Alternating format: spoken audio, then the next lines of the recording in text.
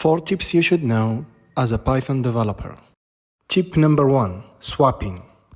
We have two variables, A holds 10, B holds 30, and we want to swap them. So the traditional method is to add an extra value holder, which is variable C.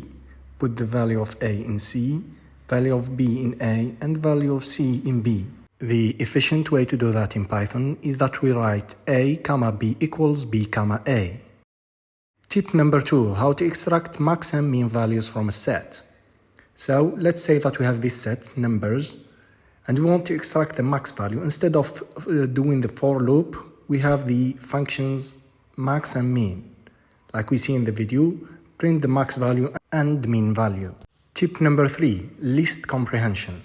Let's say that we want to make a list of all even numbers up to 20. You might think of using a for loop within range 20 and then append all numbers where modulus 2 is equal to 0. But in Python, we can do that in a single line of code. Like you see, we assign variable x, use the for loop and the condition just in one line.